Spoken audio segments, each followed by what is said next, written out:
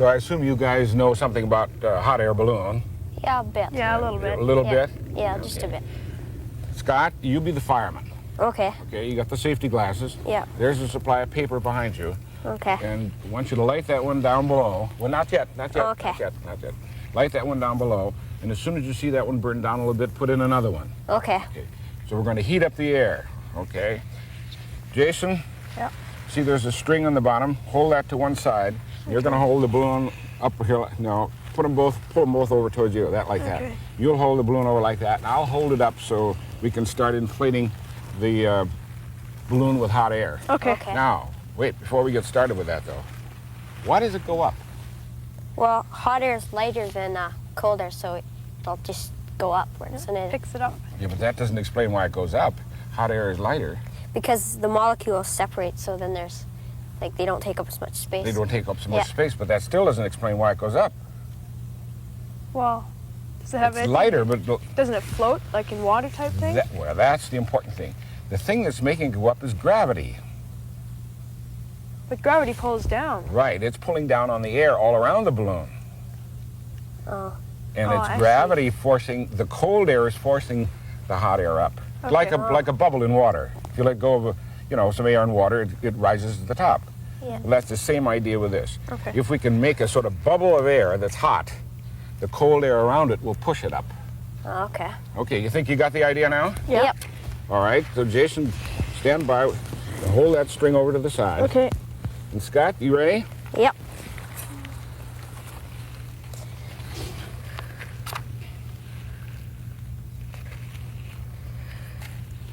Nothing yet. Okay, stand by with another one. Get Okay. ready to put it in.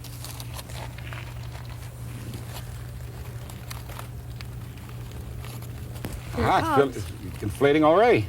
Wow. Ready? Check it down there, Scott.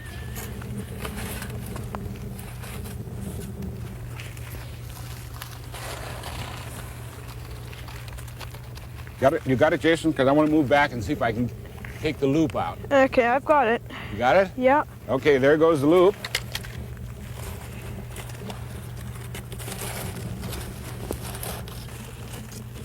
Feel like it's going ready to go? Yeah, it's just starting to pull. Okay, let it go. Let it go. Here we go, Scott. Rip, the string just broke. You want to let it go and see what happens to it? Sure. Okay. You ready? Yep. Yeah. All right, here it goes. Wow. Oh, Look neat. at it go. Does that thing ever travel? Oh, that's neat. Look at how high it is. Oh. It's coming down now.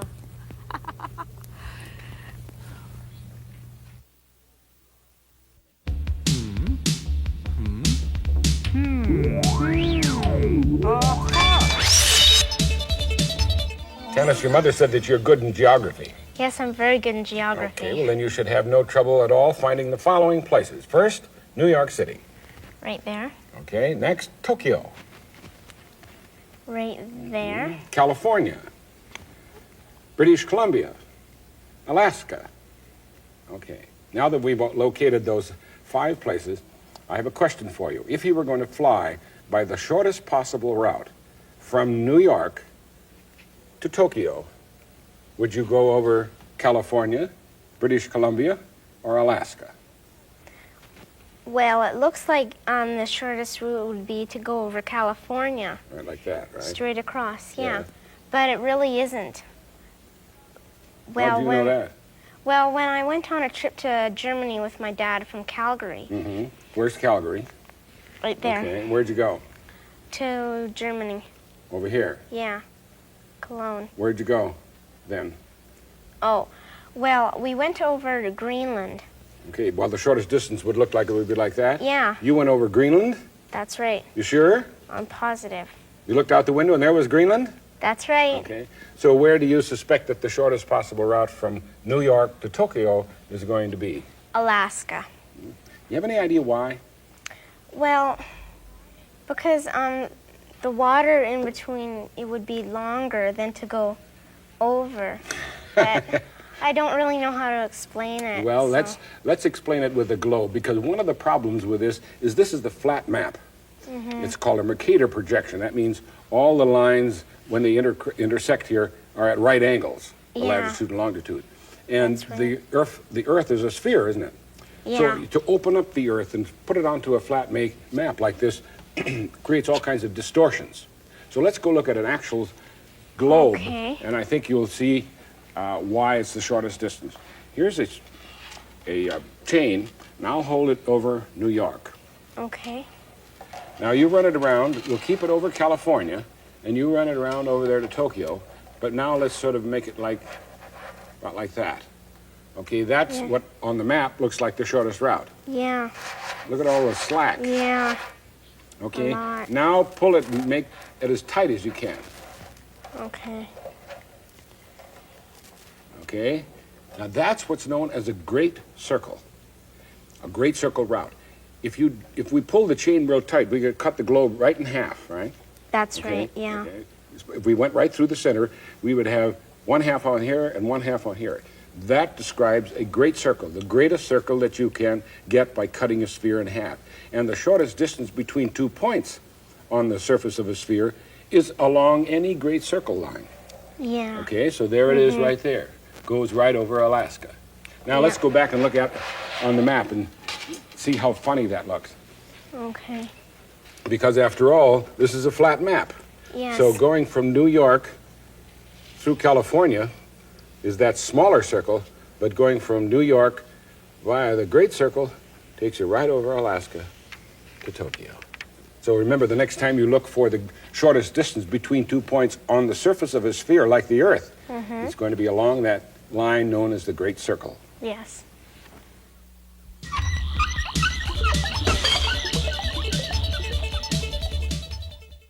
Billy, can you hear me? Yep. You still hear me out here? Yes. Over here too? Yes. How come? Because your voice is traveling through the air and it's going all over. Right. It goes in every which direction, so that's why you can hear. And if somehow you can now prevent that from happening, in other words, don't let it escape and go all over the place, and keep it in a little tube, you can hear much better. You've done this, haven't you, with a tube? Yeah. Kids talk, you bap, hello, hello, and you talk, right. That's because you're concentrating the sound in here. Well, that has some practical applications, too. That's just not, fun with kids. In fact, here, give me your ear again. Now hear this, now hear this. Sounds like a ship. Right. The captain. He calls the crew, and they actually have a tube that goes through the inside of the ship and around to various places so that they can talk without using electricity. Why would they want to do that? So if their microphones get knocked out, then they still have a Right, tube. And have you ever gone to an apartment house, you ring the bell and somebody says, "Who is it?" Then you have to go and talk into a little thing? Yeah. Yeah, it's the same thing. It's a tube that goes all the way up to the 3rd or 4th floor. Well, let's see how effective that can be. You've done this talking business like this, Yeah. but let's use a standard sound source. One ticking clock. Listen, Yeah, I can hear it good. hear it? Okay. Now let's keep about the same distance and see if it's any louder when you listen to it through here. Yeah, I can hear it louder in there Much than louder, I can. sure, because we're channeling the sound down here. Okay, let's try it now several feet. Take the inside of this. You know how to do it, don't you? Pull it. Yeah. And you go down over there and I'll go up here and see if we can hear the ticking of the clock all the way across the room. Okay, first of all, wait a minute. Here it is, not in the tube. Listen. Can't hear it. Okay, now listen in the tube. I can hear it Yeah. pretty loud. Then you know how you can talk through this here. You know how to do it though. When you finish talking, you say over, so the other person can talk. So Yeah. let's whisper now. Okay, first me. Okay. Do you suppose that we could do this through 50 feet if we used the garden hose? Over. I think maybe we could. Over. Do you know any place where we can get 50 feet of hose? No, I don't. Over. Great. I'll have to get my own then. Okay, come on outside. Let's try it. Okay, let's go. All right. Over.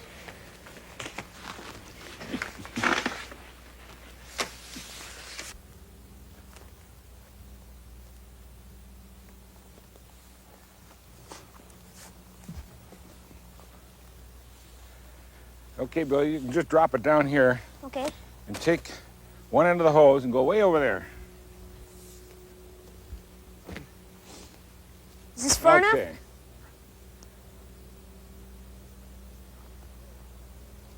Now hear this, now hear this. Can you read me? Over. Yes, I do, Captain. Over. How about lunch? What is for lunch? How about a great big pizza? Over. All right, I'll be there in 5 minutes. Just give me a little time. Over. And out.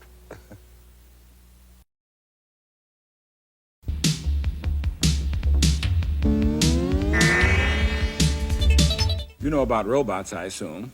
Yeah, Where have you seen robots? in movies and stuff. What do they do in movies? Well, they tell jokes and help people. And Help people? How about Yeah. serious work? Have you ever seen robots do any serious work? Yeah, once on TV, I saw them making a car. Like one hand would reach out and put a bolt on something, and then another hand would reach out and weld it together. That's the sort of thing that robots are probably going to be doing more and more of in the years ahead. Things, monotonous jobs or dangerous jobs, things like that. And who do you suppose is going to design and train and build those robots? The robot programmers? Robot programmers. And I should have introduced you to my friend here earlier. Did you notice that strange-looking thing sitting over there? I was wondering. You were wondering? Well, that's a robot. His name is Oh. Hero. And it was designed primarily to teach these programmers who are going to be running the robots.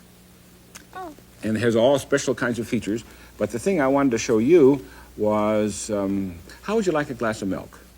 Yeah, See that milk sitting over there? yeah. Don't bother to reach for it. All you have Okay. to do, my friend Jim has already programmed it. See those little buttons on the top? Yeah. Push 0.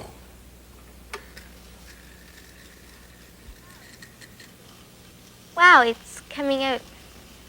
And it's Careful going now. around the glass. Careful, careful. Gently. Hero. It's lifting it. There we are. I never thought that part could move. I just thought the arm could move. It could do all kinds of amazing things. Thank you.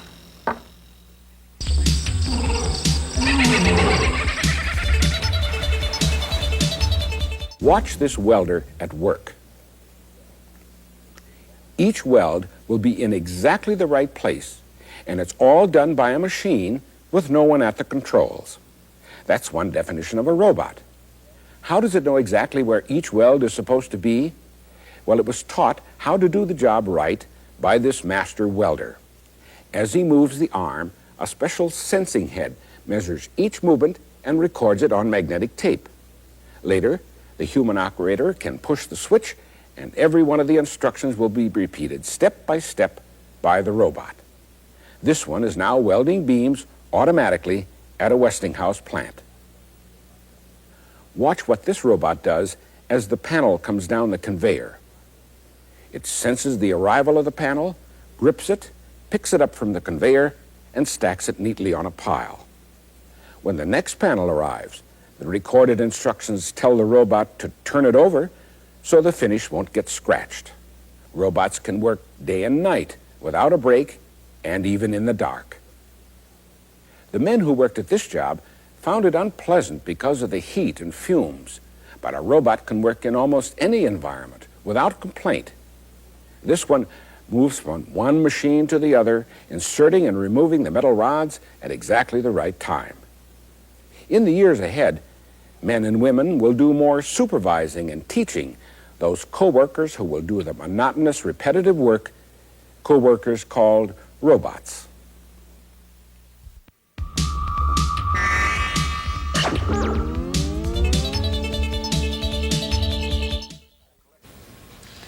I've collected a bunch of stuff that practically everybody has around the house to play some optical illusions on you, but I assume you've seen some optical illusions. Yes, in magazines and books, and they usually say which line's longer, and they turn out to be the same. Right.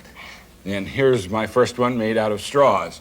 And that's very typical of the one in the book, isn't it? Which line is longer, and you're supposed to measure that, judge that one as compared to this one. Okay, what do you think? Which one is longer? Or are they the same? I think they're both the same. Okay, now I want to warn you that I know that you've seen these, so I have a pair of scissors with which I can cut off a straw. So I could have cut one of those off. Want to change your mind? No, I think you're just trying to trick me. See this blue straw? Right? Go ahead, use that as a measuring device. It's the same. Oh, and that one's shorter. Yeah, by about an inch or so. Yes. Now, how come? Why couldn't you make that judgment? Well, these lines are getting in my way. As a matter of fact, that's the scientific explanation for it, Stacy. Scientists have felt that when you try to judge something and you scan it with your eye, anything that's in the way, like a line or a bump, will interfere with your judgment. And that's exactly why these arrows are pointed the way they are, to prevent your eye from flowing across quickly and easily. Here's another one. See, Okay. dominoes, 5 of them in a row, and the distance from there to there is that soda straw. Okay. Okay, now I'll take the soda straw out of the way, and what I want you to do is move this domino until the distance between that one and wherever you move it is exactly the length of the soda straw. Okay. Now, I can't fool you on this one. You have to judge all by yourself. Get this out of your way so you can't use it. Right about there. I put the soda straw down.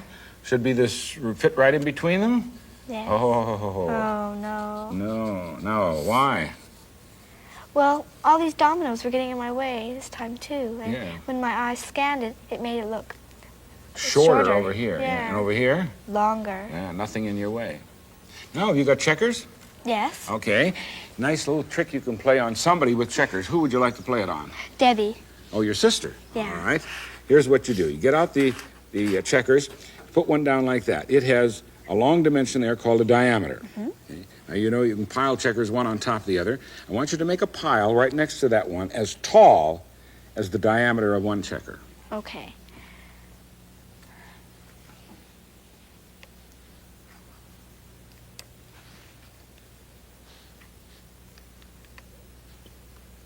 That it? Yeah, I think so. Turn that one up and see. Oh, no. I need about 2 more checkers. What? That far off? Yes. Oh, good night. Well, add 2. Go ahead.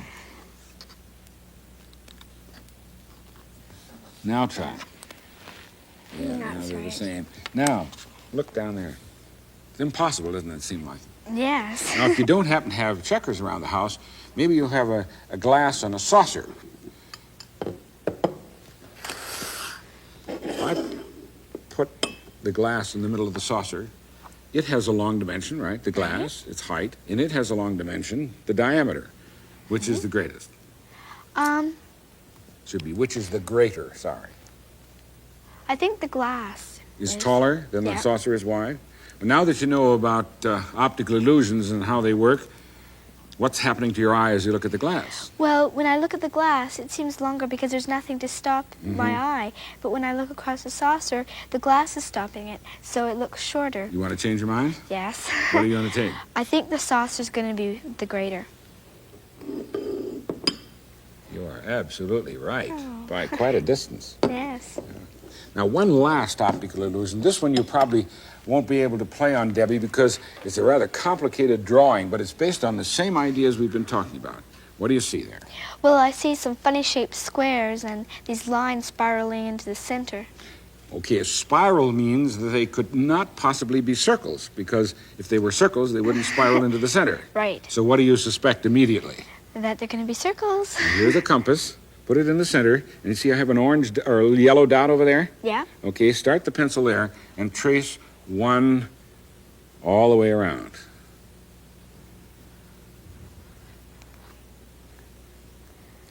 Right back to where you started. They're circles. So they are circles. And your eye is pulled in because of all those interruptions. It's probably the most graphic example of that business of something getting in the way of scanning with your eyes to create an optical illusion.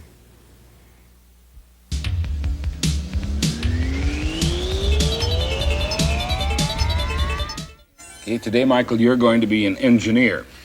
And here's your problem. That break over on that side represents one side of a river, and here's the rushing river in the middle, and over here is the other side of the river. Okay. You have to get across there, and here's your material. Think you can solve that one? Yeah. We build a bridge. All right. Okay. Try crossing your bridge.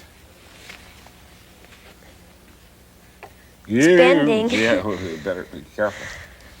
Okay, how are you going to make it stronger? I need another piece of wood. Just so happens I have another piece. There you are.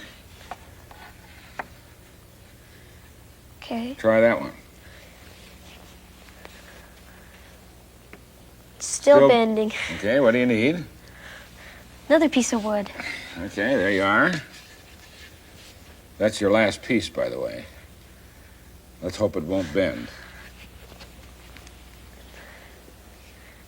Still bending. Yes. Okay, now, how are you going to use those 3 pieces of wood and make a bridge across the river that won't bend? I don't know. Well, here, let me give you a clue. See this piece of foam? Yeah. Okay. Line down the middle and lines going vertically? Yep. Watch what happens when I bend it. The top's getting narrower and the bottom's getting wider. Now it's exactly reverse. Okay, how could you keep that from bending? Well, You could strengthen get- this part up here yeah. and the part down here. That would prevent it from bending, wouldn't it? Okay, may I make a suggestion? Sure. How about this? Well, when you do it like this, you can't bend it this way. Right. In other words, you have to compress or expand all of this material at the top and bottom. So that's pretty good, but a little wiggly. Yeah. Add another piece. Another piece. So you could make it that thick, wouldn't you? And finally you'd have something that would be lots of strength because of it wouldn't compress or expand, but at the same time you're using a lot more than 3 pieces of wood. So what do you need? Well, what you could do is you put this one flat Yeah? and then keep this one standing straight up and this one on top. You mean like that, and what we're going to do with this one? Oh, Like that. here, well, never mind, because I have one all made up. Very good. You arrived at the principle of a beam called a what? What does that look like? Looks like an eye. Yeah, a capital I. It's called an I-beam. And you can see it's exactly what you designed. Piece on the top, piece on the bottom, and a vertical one going there. All right, let's try it. Haven't you seen these, by the way? All of them? Yeah. At construction sites. Yeah. And in bridges, like this one. Okay, very good. Are you ready? Yeah. Remember, it should support you without bending, and if you've designed it properly, it may even support me too. You ready? Yeah. Okay. Ta-da!